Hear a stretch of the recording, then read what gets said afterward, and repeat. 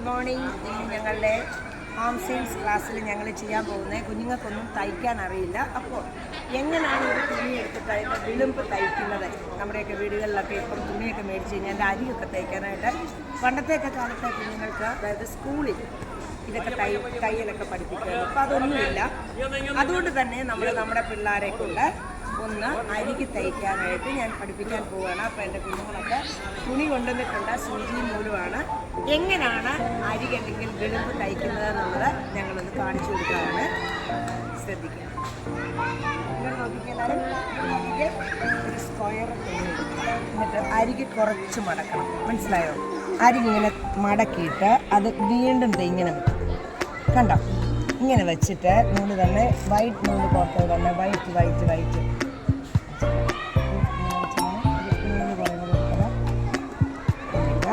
ഇത് കണ്ടോ. ഈ അരിക്ക് തയ്ച്ചത് വീണ്ടും ഇങ്ങനെ മടക്കുമ്പോൾ കണ്ടോ ഭംഗിയായത് കണ്ടോ. അപ്പം നമ്മൾ ടേബിൾ ക്ലോത്ത് ഒക്കെ തയ്ക്കുമ്പം നിങ്ങൾക്ക് തന്നെ തുണി മേടിച്ചിട്ട് ഇങ്ങനെ തയ്ക്കാം. ഇത് കണ്ടോ, ഇങ്ങനെ തയ്ക്കാൻ നോക്കുക. കണ്ടോ, എല്ലാ അരിക്കും ഇങ്ങനെ ഇതേപോലെ തന്നെ. ഇനി ഒന്ന് എല്ലാവരും നോക്കിക്കേ. മുറിച്ചാൽ മതിയല്ലോ. ആ ശരി, വരച്ചാൽ മതി. ഇത്തിരി വേണ്ട മോളെ.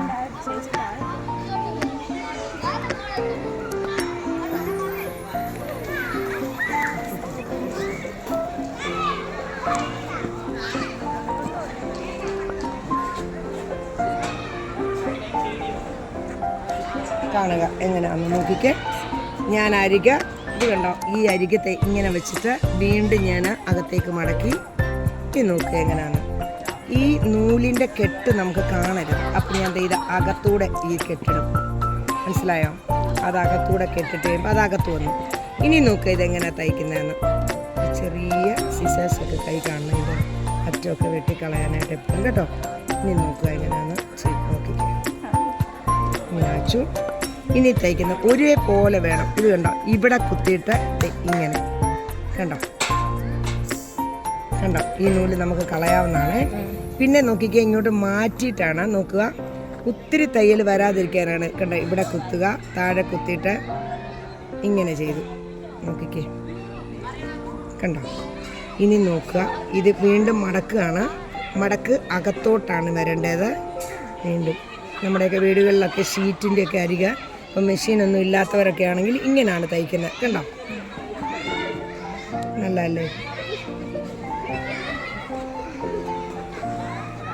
നോക്കിക്കേ, കണ്ടോ, മനസ്സിലായോ? ഇനി തയ്ക്കാവോ? ഇനി ഇങ്ങനെ വെച്ചില്ലേ മിസ്? ഇത് കണ്ടോ, ഇതിൻ്റെ അരിവ് കണ്ടോ, നല്ല ഭംഗിയുണ്ടോ? ഇത് കണ്ടോ. അപ്പോൾ ബാക്ക് കണ്ടോ, ശരിക്കും കാണുന്നിടം മിഷനെ തയ്ച്ച പോലെ തന്നെ വരുന്നുണ്ടോ. വീണ്ടും നമ്മളിത് തയ്ച്ച് വരുമ്പോഴാണ് ഈ കൈ കൊണ്ട് മടക്കിയിട്ട് നോക്കണം, ഇങ്ങനെ വെക്കണം. ഇങ്ങനെ വെച്ചതിന് ശേഷം വീണ്ടും നോക്കിക്കേ, ഇങ്ങനെ വെച്ചിട്ട് ഇങ്ങനെ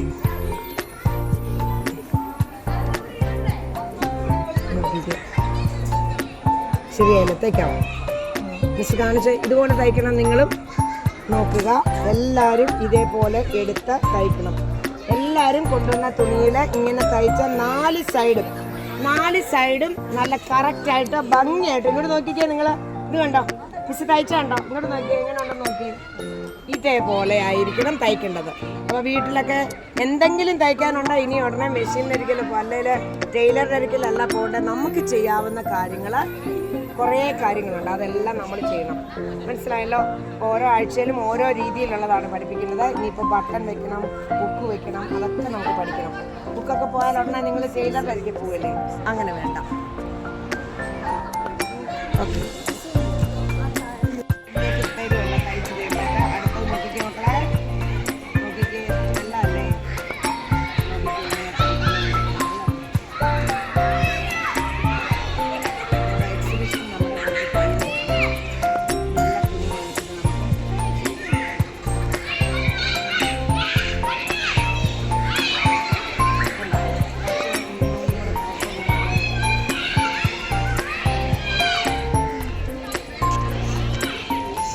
ഇങ്ങോട്ട് നോക്കിയേ മക്കളെ.